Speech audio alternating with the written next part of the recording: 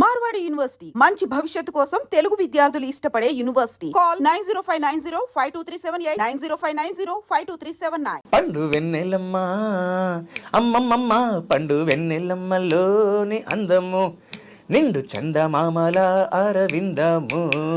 Yeah ఇది మీ పర్సనల్గా personal పాట. సూపర్ అన్న. టిఎన్ఆర్ గారితో ఇంటర్వ్యూ ప్లాన్ అది ఉండే, ఏమైందన్న? అబ్బా, ఆయనతో నాకు మెమరీ ఉంటే బాగుంటుంది అనుకున్నాను, అది మిస్ అయిపోయింది అని. చిరంజీవి గారు ముందు విఎన్ స్టెప్ మ్యాచెస్ అప్పుడు స్టార్ క్రికెట్స్ అప్పుడు ఉన్న టైంలో వేసారంట. ఏంటన్న రియాక్షన్ అప్పుడు? నేను కరెక్ట్గా టైంకి అని వేయంగానే ఎదురుకుంటావు వచ్చి నన్ను హగ్ చేసుకో, బా బలే చేసావా.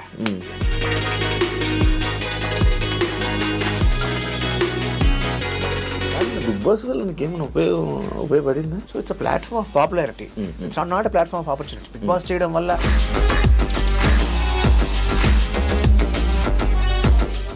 బిగ్ బాస్ వల్ల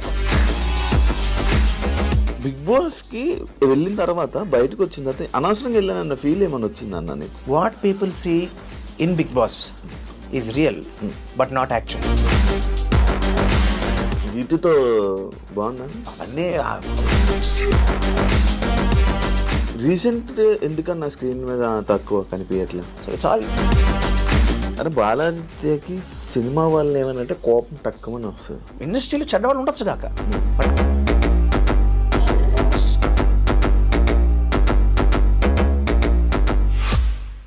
హాయ్ హలో నమస్తే, నేను మీ anchor Shiva. Welcome to iDream media. ఈరోజు మన ముందున్న గెస్ట్ బాలాదిత్య అన్న. ఇప్పటికీ మీకు ప్రోమో చూస్తే అర్థమైపోయి ఉండాలి. బిగ్ బాస్ టైంలో నేను అన్నని కలవడం జరిగింది. దాని తర్వాత మళ్ళీ ఇంటర్వ్యూ చేయాలనే అవకాశం మళ్ళీ నాకు రాలేదు. సరే ఒకసారి అన్నతో మాట్లాడదామని చెప్పి నేను అన్నీ చూసుకున్నాను అనమాట. అలా చూసుకుంటే దాదాపుగా ఒక 41 సినిమాలు పైగా 6 భాషల్లో 10 సినిమాలకు పైగా హీరోగా, మళ్ళీ సిఏ స్టూడెంట్స్కి లెక్చరర్గా, ఇలా చాలా బయటికి అంటే ఇలా కొత్తగా అనిపించి అయ్యా ఇంత ఎక్స్పీరియన్స్ ఉందా, సరే ఇంకా మనం చాలా తెలుసుకోవాలి అన్నతో ఒకసారి మాట్లాడాలి అని చెప్పి నేను ఇంటర్వ్యూ పిలవడం జరిగింది. అన్నతో మాట్లాడి మనకు తెలియని విషయాలు తెలుసుకునే ప్రయత్నం అయితే చేద్దాం. హాయ్ అన్న, ఎలా ఉన్నారు? బాగున్నారు? హాయ్ అన్న, సూపర్ యాజ్ ఆల్వేస్. నేను మీవి ప్రతి ఒక్కటి ఫాలో అవుతుంటా కదన్న. అప్పుడప్పుడు కొన్ని నా ఇంటర్వ్యూలో ఒక కామెంట్ పెట్టి దాని తర్వాత మళ్ళీ నాకు ఫోన్ చేసి అలా కాదు ఫస్ట్ ఫుల్ ఇంటర్వ్యూ చూడండి దానికి మీకు అర్థం అవుతుంది అని చెప్పడం నాకు మంచిగా అనిపించింది అన్న. అండ్ అదే కాకుండా గీతుతో బాగుందన్న. హౌస్లోని మీ ఇద్దరికి డిస్కషన్ అయిన తర్వాత బయటకు వచ్చాక మీరు ఆమె ఏదో హాస్పిటల్ ఇష్యూ హెల్ప్ చేసిన తర్వాత తను స్టోరీ పెట్టి అంత జరిగింది, ఏంటన్నా కథ? వాళ్ళ నాన్నగారికి అనుకోకుండా మాట్లాడుతున్నప్పుడు వాళ్ళ మదర్ మాట్లాడారు. అమ్మ ఫోన్ చేసి ఇలాగా ఆయనకి బాగాలేదు, ఇలాగ మెడ్రాస్ వెళ్దాం అనుకుంటున్నాం, స్టంట్లు వేయాలన్నారు, చాలా రిస్కీగా ఉంది, చాలా కాస్ట్ చెప్తున్నారు. అదేంటి సరే నాకు అంటే మన జీవితంలో మనకి కొన్ని వరాలు దొరుకుతాయి. ఆ వరాలు ఏంటి అంటే దేవుడు ఇచ్చిన వరాలు ఏదో మ్యాజికల్గా అవి ఉండవు, మనుషుల రూపంలో ఉంటాయి. అలా నా జీవితం దొరికిన ఒక వరం ఆదర్శ్ అన్నపరెడ్డి అని ఒక డాక్టర్. ఆయన ఎవరో కాదు, మన సన్షైన్ గురువారెడ్డి గారి అబ్బాయి. అలాగే లిటిల్ సోరే సినిమాలో నా చెల్లిగా యాక్ట్ చేసిన బన్నీ కావ్య వాళ్ళ సొంత అన్నయ్య. సో తను నాకు చాలా చాలా ఇష్టమైన వ్యక్తి. ఇంకా అసలు అది ఒక వేరే లెవెల్. అది నాకు ఎంత ఇష్టమైన తర్వాత అది దాదాపు స్పెషల్ ఎపిసోడ్ చేయాలి మనం. సో తన ద్వారా నాకు అక్కడ డాక్టర్స్ చాలామంది కాంటాక్ట్ ఉంటాయి. లేదమ్మా నాకు ఇక్కడ తెలిసిన వాళ్ళు, నా ఫ్రెండ్స్ చాలా మంచి వాళ్ళు, నేను మాట్లాడతానని చెప్పి వాళ్ళతో మాట్లాడితే ఆయన అద్భుతంగా ట్రీట్ చేశారు. వాళ్ళు అనుకున్న దానికన్నా చాలా తక్కువ కాస్ట్లో చాలా సేఫ్గా 2 స్టంట్స్ వేసి ఆయన he's out of danger. So అది నేను చేశాను అనుకుంటుంది, నేను చేసింది డాక్టర్లు చేశారు, ఆదర్శ వల్ల అయింది పని. కానీ అప్పటికి మీ ఇద్దరికి కొంచెం డిస్కషన్ హౌస్లో అది క్యారీ చేసేవాళ్ళని. దాని తర్వాత మంచిగా అనిపించింది. మంచి సర్కిల్ బాలాదిత్య కానీ బాగా పొగిడింది అన్న నీ గురించి. పొగిడిందంట? ఓకే. అవన్నీ హౌస్లో ఉండేవి హౌస్ వర్క్, బయటకు వచ్చాక అయిపోతాయి. కాదన్న బిగ్ బాస్ వల్ల నీకేమైనా ఉపయోగపడిందా? నాకే కాదు ఎవరికి కూడా. బిగ్ బాస్ అనేది ఒక ప్లాట్ఫామ్ ఆఫ్ పాపులారిటీ. అంటే మళ్ళీ మనం ఉన్నాం అనేది మనం తెలియని వాళ్ళందరికీ మళ్ళీ మళ్ళీ గుర్తొస్తాం. So it's a platform of popularity, it's not a platform of opportunity. Bigg Boss చేయడం వల్ల సింగర్ల పాటలు ఆపర్చునిటీలు వస్తాయి, యాక్టర్లకి వేషాలు వస్తాయి, అలా ఉండదు. మేబీ అప్పటిదాకా పాపులర్ కాని వాళ్ళు మేబీ వాళ్ళకి ఏమన్నా కొత్త వాళ్ళకి రావచ్చు కానీ, బట్ జనరల్గా అంతకుముందు ఆల్రెడీ పాపులర్గా ఉన్న వాళ్ళకి బిగ్ బాస్ వల్ల కొత్తగా ఆపర్చునిటీస్ రావు నాకు తెలిసి. బిగ్ బాస్కి వెళ్ళిన తర్వాత బయటకు వచ్చిన తర్వాత అనవసరంగా వెళ్ళానన్న ఫీల్ ఏమైనా వచ్చిందన్న నీకు? లేదు, రాలేదండి. నేను చాలా ఎంజాయ్ చేశాను బిగ్ బాస్. మీరు ఎంజాయ్ చేశారు, బట్ బయట ఆడియన్స్కి లైక్ బాలాదిత్య ఏంటి ఇలా ఉన్నాడు అంటే కొంతమంది మంచిగా అనుకున్నారు, కొంతమంది అరే ఎందుకు ఇలా ప్రతిదీ టేక్ ఇట్ ఈజీ ఇలాగా లైట్ తీసుకోవడం, ఎందుకు ఇలా చేశారనే కొన్ని టాక్ కూడా మారింది. అంటే దానివల్ల ఏమైనా ఇబ్బంది అయ్యిందా నీకేనా బయట అనేది? ఎవరికైనా సరే బయటకు వచ్చి చూసుకున్న తర్వాత, అసలు నువ్వు కూడా బిగ్ బాస్కి వెళ్ళావు కాబట్టి ఒక విషయం చెప్తున్నా. What people see in Bigg Boss is real but not actual. తేడా ఉంది రెండింటికి. ఏమిటి తేడా అంటే అదేం స్క్రిప్టెడ్ కాదు, మనకేం చెప్పరు, అది జరిగింది రియలే కానీ యాక్చువల్ కాదు. ఎందుకు యాక్చువల్ కాదు అంటే, ఇప్పుడు ఫర్ ఎగ్జాంపుల్ నువ్వు నేను 10 పాయింట్లు మాట్లాడుకున్నాం. 10 పాయింట్లు మాట్లాడుకోవడంలో ఫర్ ఎగ్జాంపుల్ ఈ వీక్ నన్ను లేపాలి, నువ్వు మాట్లాడిన 9 పాయింట్లు రాకుండా నా ఒక్కడి 9 పాయింట్లు వచ్చి నువ్వు చిరాకు వచ్చి లేచి వెళ్ళిపోయావు. ఆదిత్యన్న ఏం మాట్లాడాడబ్బా, అసలు శివకి మాట్లాడిన రాక లేచి వెళ్ళిపోయాడు అని ఒక ఇంప్రెషన్ కలుగుతుంది. ఇప్పుడు ఇది రియలే బట్ యాక్చువల్లా కాదు. అంటే అన్నీ ఇలా చేస్తారని నేను చెప్పట్లా, కుదరదు కూడా. ఒక్కొక్కసారి వాళ్ళకి కొంత చూపించాలంటే చాలా చాలా లేపాలి. ఆ ప్రహసనంలో ఏమవుతుందంటే చూసుకునే ప్రతివాడు ఇదేంటి నేను ఇలా కనిపించానా, ఇది ఇలా అయిందా, ఇది ఎలా అనిపించిందా అని ఒక షాక్లో బాధపడతారు. అది కొన్నాళ్ళు ఉంటుంది, అది ఎవరికైనా ఉంటుంది, నేననే కాదు ఎవరికైనా ఆ ఫీలింగ్ కనిపిస్తుంది తప్ప. బిగ్ బాస్ హౌస్లో చాలా చాలా మంచి విషయాలు ఉన్నాయి, చాలా నేర్చుకోవాల్సిన అంశాలు ఉన్నాయి. నేనే కదా, అగైన్ ఎవరికైనా సరే it all depends on how we take it. ఏ మనిషి కూడా సంపూర్ణంగా మంచివాడు కాదు, సంపూర్ణంగా చెడవాడు కాదు. ప్రతి మనిషి సమయాన్ని బట్టి సందర్భాన్ని బట్టి వాళ్ళ మంచితనం చెడతనం బయటపడుతూ ఉంటుంది. సో నన్ను ఇలా అనుకున్నారు అలా అనుకున్నారు, మనం ఒకళ్ళ గురించి అనుకున్న ఒపీనియన్స్ ఫామ్ చేసిన వల్ల ఊరిగేది ఏమీ ఉండదు. సో నాకు అందుకనే నేను దానివల్ల పెద్ద ఏం ఎఫెక్ట్ అవ్వలేదు. అంటే మన ఐ డ్రీమ్ టిఎన్ఆర్ గారితో ఒక ఇంటర్వ్యూ ప్లాన్ అది ఉండే, ఏమైందన్న? యాక్చువల్గా నాకు అంటే ఇన్ఫాక్ట్ ఫస్ట్ ఐ డ్రీమ్ అనగా నాకు ముందు ఇప్పుడు ఆయన గుర్తొస్తాడు. ఎందుకంటే ఆయన పాపం I think if I'm not wrong, ఆయన కోవిడ్ టైంలో మే మంత్లో ఆయన కాలం చేశారు. నాకు మార్చ్లో ఫోన్ చేశారు ఒకసారి. ఫోన్ చేసి ఇలాగ బాలాజీ గారు మీరు చేద్దాం అనుకుంటున్నాం, చాలా సంతోషం సార్ అని పాయింట్స్ మాట్లాడుతూ డిస్కషన్లో ఆయనకు తెలిసిన విషయం ఏంటంటే జూన్ 13th నేను చెప్పాను ఆయనకి, మార్చ్ 10th నా బర్త్డే అండి, జూన్ 13th యాక్టర్గా నా బర్త్డే అండి. అవునా సార్ ఎన్ని పూర్తి అవుతున్నాయంటే 30 ఏళ్ళు పూర్తి అవుతున్నాయండి అన్న. సార్ అదిగా సార్ అకేషన్ అయితే ఇది కాదు ఇలా కాదు, నేను మీ గురించి ఇంకా చాలా పాయింట్స్ రాసుకుంటాను, మీరు నాకు క్లారిఫై చేయండి, ఎందుకంటే మనం ఒక 3 hours షో చేద్దాం సార్. 3 గంటలు ఎవరు చూస్తారు సార్? కాదు కదా సార్, అంటే మీకు చైల్డ్ ఆర్టిస్ట్ నుంచి జర్నీ ఉంది కదా, సో నేను ఒక్కొక్కరి గురించి కాయిన్ చేస్తున్నాను, చూసేవాళ్ళు చూస్తారంటే దాని ఉంది, ఒక రికార్డులో ఉంటుంది కదా. 30 years ఆఫ్ జర్నీ గురించి మీరు డీటెయిల్గా మాట్లాడడం అనేది మీకు మెమరీగా ఉంటుంది, ఆడియన్స్కి ఇన్ఫర్మేటివ్గా ఉంటుంది, చాలా చాలా కొత్త విషయాలు తెలుసుకోవచ్చు కదా మీ నుంచి అని చెప్పి ఆయన ఆల్మోస్ట్ ఒక 1-2 months చాలా కాన్స్టెంట్ టచ్లో ఉండేవారు. సార్ ఈ పాయింట్ అనుకుంటాను, ఇది నిజమేనా, ఇది ఇలా జరిగిందా, ఏదో బంగారు బ్లడ్ షూటింగ్ అప్పుడు హీరోయిన్ కోసం బిస్లరీ బాటిల్స్లో ఆవిడ స్నానం చేసింది చెప్పి పెద్ద టాక్ వచ్చింది కదా, నిజమేనా? నేను ఆ సినిమాలో ఉన్నాను. అంటే నేను అరే ఈ పాయింట్ నీకు ఎలా తెలిసింది అనుకునే అంశాలు చాలా ఆయన రీసెర్చ్ చేశారు. అన్ఫార్చునేట్లీ ఆయన మేలో కాలం చేశారు. నాకు అసలు అంటే అఫ్కోర్స్ ఆయన losing him itself is a very big pain. That too ఆయనతో నాకు మెమరీ ఉంటే బాగుంటుంది అనుకున్నాను, అది మిస్ అయిపోయింది అని. He's a wonderful journalist. ఆయన గొప్ప క్వాలిటీ ఏంటంటే చిన్న చిన్న డీటెయిల్స్ కూడా బాగా పట్టుకుని నోట్ చేసుకుని ఆయన అడుగుతారు. It's a very great quality of his. ఇప్పుడు 33 years అన్నా నీ ఇండస్ట్రీ జర్నీ? ఈ జూన్ 13th 35th ఇయర్లోకి ఎంటర్ అవుతాను. 35th ఇయర్లో. ఎలా ఉందన్న ఈ 35 సంవత్సరాలు నీ ఇండస్ట్రీ ఎక్స్పీరియన్స్? అద్భుతంగా. ఇప్పుడు ఎంత బిజీ అన్న ఇండస్ట్రీ? ఇప్పుడు నాట్ వెరీ బిజీ. నువ్వు అంటే సినిమాల పరంగా కంప్లీట్ బిజీ ఏం కాదు నేను. నాకు ఇంకా మల్టిపుల్ ఫీల్డ్స్లో ఉన్నాను నేను, apart from an actor. So ఆ రకంగా ఐఎమ్ కీపింగ్ బిజీ తప్పితే సినిమాల పరంగా నాకు యాక్చువల్గా సినిమాల పరంగా ఫుల్ బిజీగా ఉండాలని కోరిక, ఇంకా ఆ స్టేజ్కి రాలేదు. ఎందుకన్నా గ్యాప్ రావడానికి రీజన్ కారణం? గ్యాప్ రావడానికి కారణం నేను చదువుకోవాలనుకున్నా. బికాజ్ నేను చంటిగాడి సినిమా నాకు ఆఫర్ వచ్చినప్పుడు I was 17, inter second year చదువుతున్నా. నాకు 98.3% వచ్చింది మా గ్రూప్లో. అబ్బో. సో అప్పుడు బిట్స్ పిల్లని అప్పుడే ఇంటర్మీడియట్లో. అవును, అప్పుడే 98లో మ్యాథ్స్ 100 నేను. అమ్మో. ఇంటర్లో 150 అమ్మో. సో నా గ్రూప్కి వచ్చిన పర్సంటేజ్ అప్పట్లో ఏంటంటే ఇంటర్మీడియట్ మార్క్స్ని బట్టి బిట్స్ పిలానీలో ఎంట్రన్స్ ఉంటుంది, సీట్ ఇచ్చేవాళ్ళు. అప్పటికే సెపరేట్ ఎంట్రన్స్ ఎగ్జామ్ లేదు. సో మా మదర్కి నేను పిలానీలో చదువుకోవాలి, బిట్స్లో చదువుకుంటే మంచి ఫ్యూచర్ బాగుంటుంది, కెరియర్ బాగుంటుంది అని ఆవిడ తాపత్రయం. కరెక్ట్గా ఆ టైం చండీగఢ్ సినిమా వచ్చింది. నాకు ఎలిజిబిలిటీ ఉన్నా నేను బిట్స్కి వెళ్ళలేదు అప్పుడు. మా అమ్మ చాలా బాధపడింది.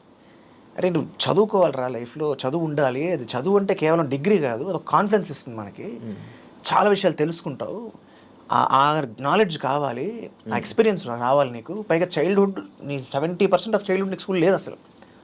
సో యూ డోంట్ నో, అసలు నీకు ఆ అవగాహన కంప్లీట్ లేదు. అట్లీస్ట్ డిగ్రీ వరకైనా ఇంజనీరింగ్ వరకైనా ప్రాపర్గా చదువుకుని తర్వాత కొన్నాళ్ళు ఉద్యోగం చేసి అనుభవం తెచ్చుకుని డబ్బులు సంపాదించుకుని నీకంటే ఒక ధైర్యం తెచ్చుకుని దెన్ బై 25 or 26 అప్పుడు ఎంటర్ అవ్వు.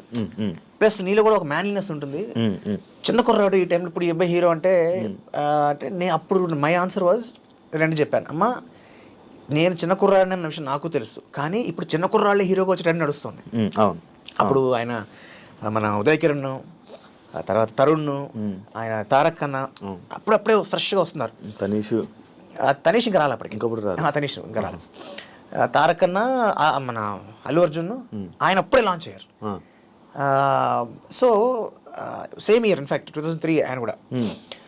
సో ఇప్పుడు నాకు ఈ ఆపర్చునిటీ వచ్చింది. కొన్నాళ్ళ తర్వాత ఈ ట్రెండ్ ఉంటుందో లేదో, అండ్ ఇక్కడ మనకేమీ వెనకాల ఎవరు లేరు మనల్ని పెట్టి సినిమాలు తీయడానికి.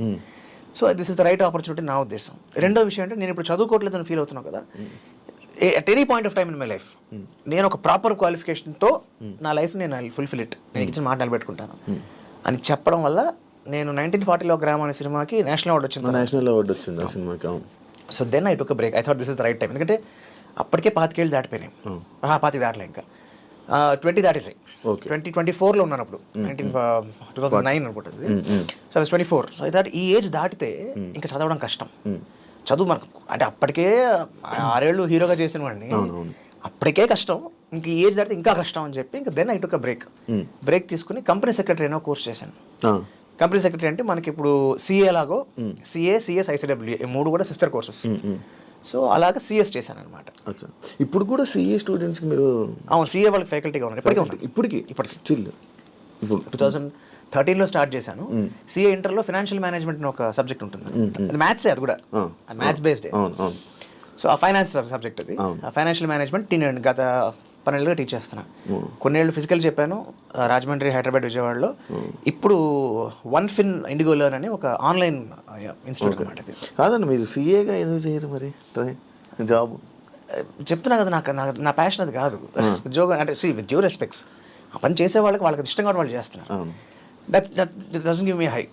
అప్పుడు నేను కొన్నాళ్ళు సీరియస్గా జాబ్ ట్రై చేశాను, ప్రాక్టీస్ పెట్టాను, ఉద్యోగం చేశాను. ఇక్కడ సాటిస్ఫాక్షన్, జాబ్ సాటిస్ఫాక్షన్ అక్కడ లేదు. మొత్తం వర్క్ అక్కడ జాబ్ సాటిస్ఫాక్షన్ కానీ జాబ్ సాటిస్ఫాక్షన్ లేదు. కానీ వర్క్ మొత్తం మీకు వచ్చు. ఏది? సిఏకి సంబంధించిన మొత్తం. సిఏ కాదు, సిఎస్ అంటే ఒక లీగల్ సైడ్ ఆఫ్ సిఏ అనుకో. అంటే మోర్ ఆఫ్ కంపెనీకి సంబంధించిన లీగాలిటీ ఆఫ్ కంపెనీ చూసుకునే వ్యక్తి. కాకపోతే కామన్ సబ్జెక్ట్స్ ఉంటాయి సిఏకి, సిఎస్కి, ఐసిడబ్ల్యూఏకి సబ్జెక్ట్స్ కామన్ ఉంటాయి. అందుకని నేను సిఏ వాళ్ళకి అంటే సిఎస్ కూడా టీచ్ చేశాను, బట్ సిఏకి ఎక్కువ కాలం చేశాను. ఓకే. అంటే 41 సినిమాలు పైగా చైల్డ్ ఆర్టిస్ట్ అంతే. 41 సినిమాలు. అన్ని 6 భాషలు. తెలుగు, హిందీ, తమిళ్, ఇంగ్లీష్, కన్నడ, మలయాళం. ఎలా అన్నా అప్పుడు వేరే లాంగ్వేజెస్లో అప్పట్లో నా ఆఫర్లు అంటే అప్పట్లో ఎందుకు వచ్చిందంటే ఆఫర్ నాకు 90s టైంలో టిల్ ఆల్మోస్ట్ 2000 వరకు అన్ని ఇండస్ట్రీస్కి చెన్నై హబ్. అక్కడ మెడ్రాస్లోనే నీకు తమిళ ఇండస్ట్రీతో పాటు తెలుగు ఇండస్ట్రీ అక్కడే ఉండేది. ఎంతమంది లేరు అక్కడ తెలుగు, ఇప్పటికీ ఇంకా చాలా మంది ఉండిపోయారు. సో మలయాళం ఇండస్ట్రీ వాళ్ళు అక్కడ ఉండేవాళ్ళు. అలాగా నాకు చాలామంది హిందీ వాళ్ళు కూడా అక్కడికి వచ్చి అంటే అక్కడ యాక్టర్స్ పెట్టుకోవడానికి వచ్చిన వాళ్ళు ఉండేవాళ్ళు. సో అలాగా ఆ టైంకి అక్కడ హబ్ కాబట్టి నాకు I got the opportunity to work in different languages. ఒక సినిమా తర్వాత ఒక సినిమా అంతే కదా. ఇప్పుడు భాషలు ఎలా వస్తాయి మనకి? వచ్చా అన్న నీకు ఇప్పుడు 6 భాషలు? 6 భాషలు రావు. తెలుగు, హిందీ, తమిళ, ఇంగ్లీష్ వచ్చు. మరి ఎలా మేనేజ్ అన్న? అప్పుడు నేర్చుకుంటాం, బట్టి నేర్చుకుంటాం అంతే అప్పటికప్పుడు. ఇప్పుడు బాలాదిత్య అంటే బాలనటుడు కాబట్టి బాలాదిత్య కాదు. ఒరిజినల్ నా పేర్లోనే ఉంది. కాకపోతే అది చిన్నప్పుడు మాస్టర్ ఆదిత్య అని పడేది. ఇప్పుడు నన్ను మామూలుగా పిలవడం అందరూ ఆదిత్య అని పిలుస్తారు ఎక్కువ. ఇండస్ట్రీకి వచ్చినప్పటికి ఏంటంటే నేను వచ్చే టైంకి ఆల్రెడీ ఆదిత్య ఓమన్ ఆయన హీరో ఉన్నారు. ఆయన ఉన్నారు. తర్వాత మన ఆది పెనిశెట్టి అన్నయ్య ఉన్నాడు, మన సాయి కుమార్ గారు అబ్బాయి ఆది ఆయన ఉన్నారు. సో అది చాలా ఆదిత్య కన్ఫ్యూజన్ అయిపోతుంది అని చెప్పి, సరే బాల ఎలాగో ఉంది కదా అని బాల ఆదిత్య అని అప్పుడు దాన్ని అటాచ్ చేసాం. ఒరిజినల్ ఉన్న పేరు రికార్డ్స్ అయితే ఉంది పేరు, కాకపోతే చిన్నప్పుడు ఇప్పుడు వాడాల స్క్రీన్కి. కానీ బాల ఆదిత్య అని చెప్పి ఇలా సరే అది కూడా కలిసిపోయింది, కలిసి బాలనటుడు కాబట్టి బాల ఫేస్ అంటే హీరోగా సినిమాలు చేసి హీరో ఎందుకని ఆపేసినావు మళ్ళీ అలా కంటిన్యూ చేయలేదు? అంటే ట్రెండ్ మారుతున్న కొద్ది. అంటే ఇప్పుడు సిఎస్ చదవడం కోసం అని చెప్పి నేను ఒక అది చాలా టఫ్ కోర్స్. దాంట్లో ప్రాబ్లం ఏంటంటే ఒక గ్రూప్లో 4 పేపర్లు ఉంటాయి, ఒక పేపర్ పోయింది అనుకో 4 మళ్ళీ రాయాల్సిందే, మిగతా 3 పాస్ అయినా సరే.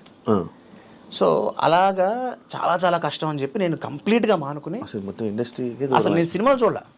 నేను సిఎస్ పాస్ అయ్యే వరకు సినిమాలు చూడడం కొంతకాలం చూడలేదు. సిఎస్ ఫైనల్ ఎగ్జామ్స్ అప్పుడు ఆ ప్రిపరేషన్ ఉన్న టైంలో 15 నెలలు నా జీవితంలో నేను సినిమా థియేటర్కి వెళ్ళకుండా ఉండడం అంటే అది నాకే చాలా పెద్ద ఇది. బట్ అది అలా తపస్సులో చదివితే కానీ అవ్వదు. సో అలాగ బ్రేక్ తీసుకున్నాను. ఆ బ్రేక్ అలా ఎక్స్టెండ్ అయిపోయింది. మనకి ఇండస్ట్రీలో ఏంటంటే out of sight is out of mind. So కాబట్టి తప్ప నేను చదువుకోవడం కోసం బ్రేక్ తీసుకున్నాను. చదువు అయిపోయింది, అప్పటికే మర్చిపోయాను. 4 ఏళ్ళు అయిపోతే ఆబ్వియస్లీ మర్చిపోతారు కదా. కానీ అప్పటికిప్పటికి ఇండస్ట్రీ చాలా మారింది కదా, చేంజెస్ చూసావు? చాలా మారింది. ఏమేం చేంజెస్ చూసావు అన్న ఇండస్ట్రీలో నార్మల్గా? సి మోర్ ఆఫ్ నా అవగాహనలో ప్యాషన్ ఎప్పుడు తగ్గలేదు. కాకపోతే అప్పుడు చాలా తక్కువ మందికి తెలుసు మేకింగ్ అనేది. ఇప్పుడు మేకింగ్ చాలా మందికి తెలిసింది, వాల్యూమ్ ఆఫ్ మేకింగ్ పెరిగిపోయింది. అండ్ మోర్ ఇంపార్టెంట్లీ అప్పుడు గ్రౌండ్ వర్క్ ఎక్కువ ఉండేది. నాకు గుర్తున్నంత వరకు చాలా ఎక్కువ గ్రౌండ్ వర్క్ ఉండేది, షూటింగ్ డేస్ తక్కువ ఉండేది. ఇప్పుడు గ్రౌండ్ వర్క్ కన్నా షూటింగ్ డేస్ ఎక్కువ అయిపోతాయి. అదొక్కటే నాకు తెలుసు. But otherwise as days are passing ఎలాగైతే అన్ని ఇండస్ట్రీస్ గ్రో అవుతున్నాయో సినిమా ఇండస్ట్రీ కూడా గ్రో అయింది.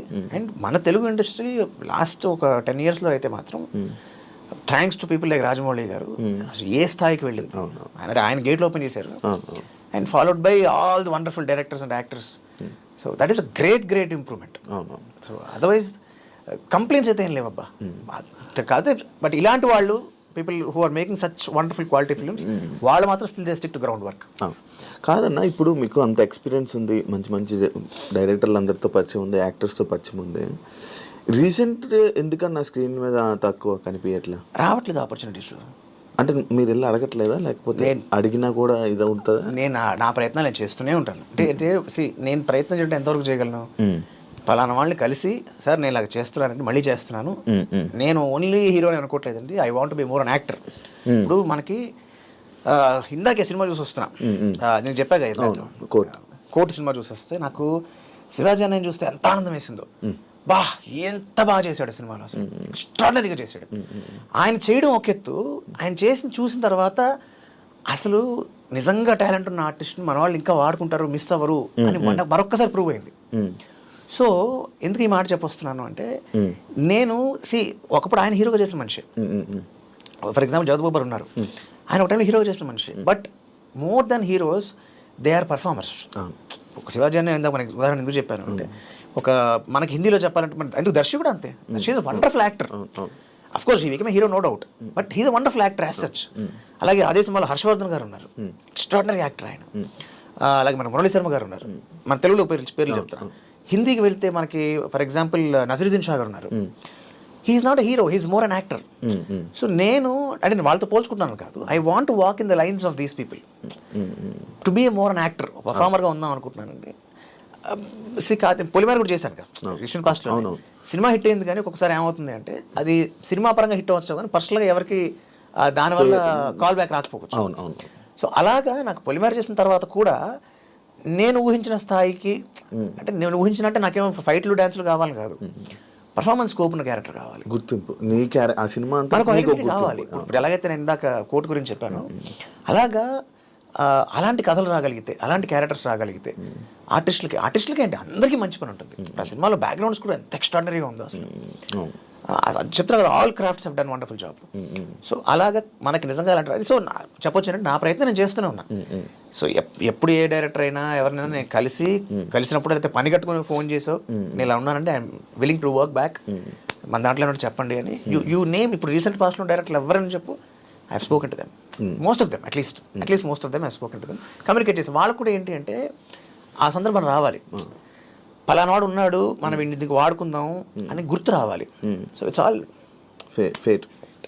గుర్తు వచ్చి ఒక్కరు చేశారనుకో then it will start recurring. కాదన్న ఇప్పుడు ఇండస్ట్రీలో అంటే ఇలా ఫేడ్ అవుట్ అయిపోయారు, వాళ్ళు ఎందుకులే మనం ఇప్పుడు ఎందుకు అవసరం. ఇప్పుడు రీసెంట్ ట్రెండ్లో ఉన్నారు యూట్యూబ్లో కానీ ఇలా ఇన్స్టాలోనే వీళ్ళు, లేకపోతే కామెడీ షోస్లో వీళ్ళు యాక్టర్లు ఇలా తీసుకుంటున్నారు కదన్న. దానివల్ల మిగతా సీనియర్ యాక్టర్లకు కానీ ఇలా మీలా అప్పటి నుంచి ఉన్న అన్ని సినిమాల ఎక్స్పీరియన్స్ ఉన్న అలాంటి యాక్టర్కి ఛాన్సెస్ తక్కువ అవుతున్నాయి కదా. ఇది ఇక్కడే కాదు, అన్ని చోట్ల ఉండేది కదా. కేవలం సినిమా ఇండస్ట్రీలోనో లేకపోతే ఇంకో చోటనే కాదు. Anybody wants who's busy, anybody wants who's busy, అంతే కదా. కానీ మీకున్నంత ఎక్స్పీరియన్స్ వాళ్ళకు ఉంటుంది కదా. ఇట్స్ నాట్ అబౌట్ ఎక్స్పీరియన్స్, అదే అంటున్నాను. మార్కెట్లో ఎంతవరకు హ్యాపెనింగ్ ఉన్నారని చూస్తారు కొంతమంది లెక్క. బట్ అలానే అనుకుంటే ఇవాళ శివాజీ ఇలాంటి వాళ్ళు వచ్చారు కదా మళ్ళీ. You wouldn't have come back. So somebody has to think. ఎవరో ఒకరికి ఐడియా రావాలి. ఇప్పుడు ఒక డైరెక్టర్ ఒక క్యారెక్టర్కి క్యాస్టింగ్ అనుకున్నప్పుడు ఆప్షన్స్ రాసుకుంటారు. ఇప్పుడు ఈ పర్ఫార్మెన్స్ స్కోప్ ఉన్న మంచి క్యారెక్టర్ ఉంది, సినిమాలో హాఫ్ అన్ అవరే ఉంటుంది కానీ చాలా మంచి స్కోప్ ఉంది, ఈ క్యారెక్టర్ సూటబిలిటీలో ఉన్న ఏజ్ గ్రూప్లో ఉన్న పర్ఫామ్ చేయగలిగిన ఆర్టిస్టులు ఎవరు, ఒక నవదీప్ లేకపోతే ఒక బాలాజీచో లేకపోతే ఒక శివబాలాజీయో అని వాళ్ళు గుర్తు రావాలి. లేదు ఈ మధ్యకాలంలో కనబడిన వాళ్ళు ఎవరు కావాలి, మనకి మంచి పర్ఫార్మర్ ఎవరు కావాలి, చాలా కాలం అయింది బాలాజీ, ఇతను పనికి వస్తాడు, ఇప్పుడు ఎలా ఉన్నాడు చూడండి అని తట్టగలిగే తట్టాలి. అది మనం అలా గుర్తు రాగలిగితే ఎవరో ఒకరికి ఒకటి రాగలిగితే ఒక్కడు వచ్చినా చాలు, అది పండాలి.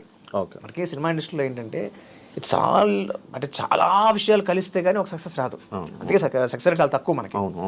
సో అలా అన్నీ కుదరాలి. అంటే మీ అన్నయ్య గారు హీరోగా చేసిన సినిమా అంటే రిలీజ్ ఉదయం అయిపోయిందంటే ఏంటన్నది అందం సినిమా పేరు. 2001 May 9th ఆ సినిమా రిలీజ్ అవ్వాల్సింది. సంతోషం సినిమా ఉంది కదా నాగార్జున గారి, సంతోషం సినిమాతో పాటు రావాల్సిన సినిమా ఇది, same day. So MS Reddy గారు ప్రొడ్యూసర్ ఆ సినిమాకి. సో ఫర్ సమ్ రీజన్స్ వాళ్ళ ఎందుకు చేయలేదో నాకు తెలియదు కానీ సో పోస్టర్లు పడిపోయి ఆడియో రిలీజ్ అయిపోయింది. చాలా గ్రాండ్గా చేశారు ఆడియో రిలీజ్, చాలా మంది పెద్ద వాళ్ళు గెస్ట్లుగా వచ్చారు, అంతా అయిపోయింది. దానికి శ్రీనివాస్ రెడ్డి గారు డైరెక్టర్, చాలా కామెడీ సినిమాస్ చేశారు శ్రీనివాస్ రెడ్డి అన్నయ్య. So he was director of the film. So రావాలి, సడన్గా సినిమా రాలేదు. అసలు ఫస్ట్ సినిమా రిలీజ్ అవ్వాల్సిన మామూలు షాక్. పాపం almost 1 year he was in depression. ఎందుకంటే ఒక ఫస్ట్ సినిమా ఎవరికైనా కెరియర్లో చాలా చాలా ఇంపార్టెంట్. హిట్ ఫ్లాప్ వచ్చిన తర్వాత సినిమా అయిపోయిందంటే ఎంత బ్యాడ్ నేమ్, ఎంతమంది డబ్బులు అడ్వాన్స్లు ఇచ్చిన వాళ్ళు, సినిమా అయిపోయింది. ఆల్బమ్ చాలా మంచి ఆల్బమ్, నాకు ఇప్పటికీ పాటలు గుర్తున్నాయి. దాంట్లో ఒక పాట ఉంటుంది, నింగికి రంగుల హరి విల్లందం, నేలకు తొలకరి చిరు జల్లందం, నీరెండకు నిగనిగలద్దే నీ అందం, అప్పుడే విరసిన అరవిందం, ప్రేమదాని మకరందం, ఆ మకరందం నిండిన హృదయం, సత్యం శివం సుందరం. చాలా మంచి ఆల్బమ్ యాక్చువల్గా. ఈ పాట ఎంఎస్ రెడ్డి గారు రాశారు. సో మంచి హిట్ ఆల్బమ్ అప్పట్లో. అది మళ్ళీ రిలీజ్ చేయడం, ఓటీటీకి ఇవ్వడం. అప్పట్లో ఓటీటీ ఇప్పుడు 2001 అదే ఇక్కడ ఓటీటీ ఇప్పుడు ఇక్కడికి ఇప్పుడు వచ్చినాయి. అలాంటి సినిమాలు చాలా ఉన్నాయి, చాలా పెద్ద పెద్ద వాళ్ళ సినిమాలు అయిపోయి ఉన్నాయి. సో అది హీరోయిన్స్ అందరినీ అక్క అక్క అలా పిలవడం ఏంటన్నా నార్మల్గా, ఎందుకన్నా? మరి నేను పిల్లాను కదా అప్పుడు. ఇప్పుడు నేను యాక్ట్ చేసిన వాళ్ళ హీరోయిన్స్ ఫర్ ఎగ్జాంపుల్ రోజా గారు, రామకృష్ణ గారు, రంభ గారు, వాళ్ళందరితో నేను లిటరల్లీ ఆడుకునేవాడిని. నా క్యారెక్టర్లు కూడా ఎలా పడేవంటే ఏదో 1 day or 2 days కాదు, 15 రోజులు 25 రోజులు ఉండేవి. ఆబ్వియస్లీ ఒక ర్యాప్ డెవలప్ అవుతుంది. రోజు సెట్లో కూర్చున్నాయి. బంగారు రోడ్ అయితే 3 నెలలు ఉన్నా అక్కడ సెట్లో. సో వాళ్ళని ఇంకా అక్క అని అడ్రస్ చేస్తారు, అంతే కదా. అవును, ఇప్పటికీ స్టిల్ అదే పిలుస్తుంటారు కదా ఆ రిలేషన్. అంటే రోజా అక్క అయితే నేను ఎప్పుడు కలిసినా కూడా అక్క అని పిలుస్తాను. రంభ గారిని కలిసింది లేదు, చాలా కాలం అయింది. కలిసినా కూడా అక్క బాగున్నారని అంటాం కదా. రిలేషన్ ఉందా అన్న? ర్యాప్ ఉందా ఇప్పటికీ? ఎవరితో? రోజా గారితో. అందరూ ఓన్లీ రోజా గారితో? అప్పటి వాళ్ళల్లో రోజా గారితో అంతే, ఇంకెవరితో? ఇంకా మిగతా వాళ్ళు తక్కువ. రామకృష్ణ గారు 2 సార్లు కలిసారు. అప్పుడు కలిసినప్పుడు ఫస్ట్ టైం ఆవిడ చూసినప్పుడు గుర్తుపట్ల. నేను పలానా, ఒరే నువ్వా, నువ్వు ఎంత టార్చర్ చేసేవాడు చిన్నప్పుడు, అసలు ఎంత అలరవాడు నువ్వు అని చెప్పి ఆవిడ వరకు షేర్ చేస్తుంది పక్కన. చెప్తున్నారు బ్రాట్ హీజ్ అమ్మో అని చెప్పి చాలా అలర్ చేసేవాడిని. సో అలాగా ఆవిడ, ఆమని గారు. సో ఇలా వీళ్ళు చిన్నపిల్లాడు అక్కనే పిలుస్తారు కదా. కానీ అది ఇప్పటికే అలా కంటిన్యూ అయిపోతుంది, అంతే కదా. ఆ బాండింగ్ అలాగే కంటిన్యూ అవుతుంది కదా. చిరంజీవి గారు ముందు విఎన్ స్టెప్ మ్యాచెస్ అప్పుడు స్టార్ క్రికెట్స్ అప్పుడు ఉన్న టైంలో వేసారంట, ఏంటన్న రియాక్షన్ అప్పుడు? అది నా లైఫ్లో నేను మర్చిపోలేని వన్ ఆఫ్ ది ఇన్సిడెంట్స్. నాకు చిరంజీవి గారు అంటే చాలా ఇష్టం, అందరిలాగే నేను కూడా ఆయనకి విరామని. అయితే క్రికెట్ మ్యాచ్ అవుతుంటే వెంకటేష్ గారికి అనుకుంటా చిన్న ఇంజురీ అయింది. ఇంజురీ అయితే మ్యాచ్ ఆపేశారు. సో మరి ఆడియన్స్ వేల మంది ఉన్నారు అక్కడ కోల్డ్. సో వాళ్ళకి మరి అంటే వాళ్ళని చెప్పి పాటలు ప్లే చేశారు. ఆ పాటలు నడుస్తున్నాయి. నేను చిరంజీవి గారి పక్కన ఉన్నాను, ఆయన పక్కన ఉంచిన అందరూ అడుగుతున్నారు ఎలా ఉంది ఆయన, వెంకయ్యకి ఎలా ఉంది ఏదో కనుక్కుంటున్నారు. సడన్గా దాయిదేద్దామా పాట ప్లే అయ్యింది. దాయిదేద్దాం పాట ఒక్కసారి ఈయన మాట్లాడుతూ సడన్గా ఈ పాట స్టార్ట్ అందరూ ఆడియన్స్ అరిచారు. ఈయన ఒకసారి ఏంటి అరుస్తున్నారంటే దాయిదాం పాట, ఓకే ఓహో ఇందుకా అని ఆయన చిన్న ఇలా అంటున్నారు. నేను చిరంజీవి గారు వేణ స్టెప్ వేస్తారు, అసలు చిరంజీవి గారు వేణ స్టెప్ వేస్తుంటే లైవ్లో పక్క నుంచి ఫస్ట్ అతి దగ్గరగా చూస్తున్నాను నేను అన్న ఒక ఎక్సైట్మెంట్లో ఉన్నా. మ్యూజిక్ వస్తుంది, అదే వస్తుంది, మ్యూజిక్ వస్తుంది కదా,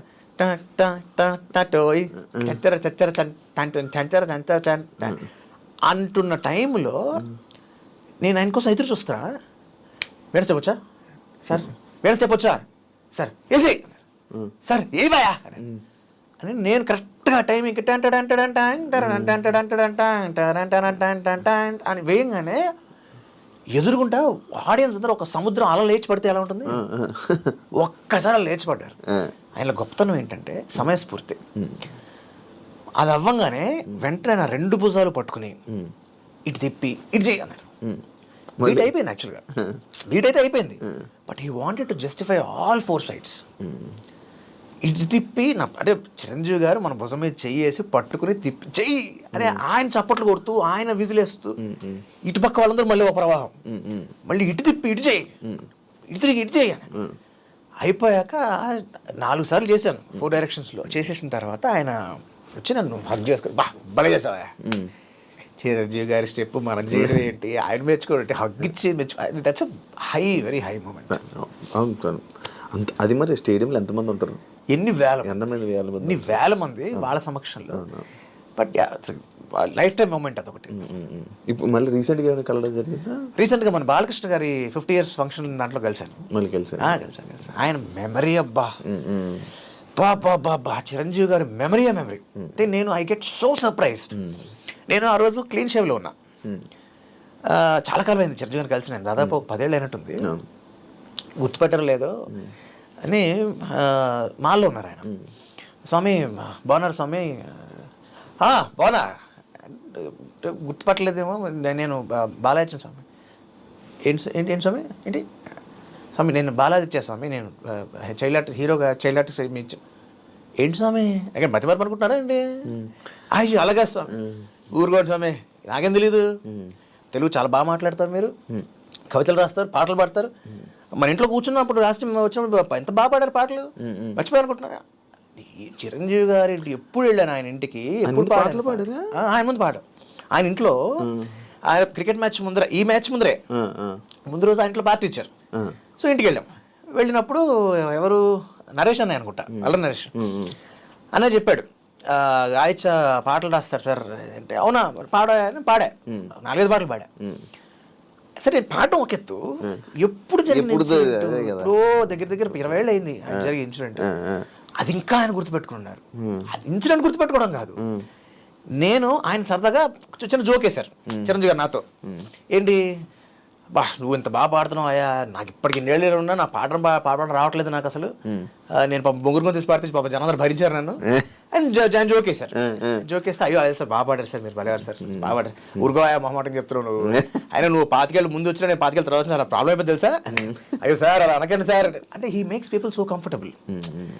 ఆయన చిరంజీవి ఒక శిఖరం అబ్బా, మనం ఆయనతో ఉన్నప్పుడు he makes us so comfortable. అరే చిరంజీవితో ఉన్నాం అక్కర్లా అని హీ మేక్స్, ఆయన మన లెవెల్కి వచ్చి మనకి he will make us comfortable. ఆ ప్రశ్న ఈ జోక్ వేశారు ఆయన. ఇది ఆయన వేసిన జోకు ఎప్పుడితే 18 ఏళ్ళు అయిపోయింది ఆల్మోస్ట్. ఈ జోక్ రాజారావు దగ్గర ఆయన చెప్తున్నాడు స్టేజ్ మీద. ఏమి ఎన్ని లక్షల కోట్ల మంది కలిసి ఉంటారు ఈ గ్యాప్లో, ఆయన ఎన్ని జోకులు అయ్యి ఉంటాయి. వాట్ ఎ మెమరీ, అసలు ఏది మర్చిపోరా అన్నీ, అసలు ఎక్స్ట్రాడినరీ. రైటర్ రైటర్గా కూడా వర్క్ చేశారు. ఏ మూవీ కన్నా స్టార్టింగ్ ఫస్ట్ రైటర్గా? లిరిసిస్ట్గా అయితే మా జయ గారే, ఆవిడే నన్ను లిరిసిస్ట్గా చేసింది ఆవిడ. ఇన్ఫాక్ట్ చంటిగాడప్పుడే నేను అప్పటికి పాటలు రాస్తున్నా. సో ఆవిడే ఉన్నారంటే, ఇన్ఫాక్ట్ చంటిగా టైటిల్ సాంగ్ కూడా రాశాను నేను.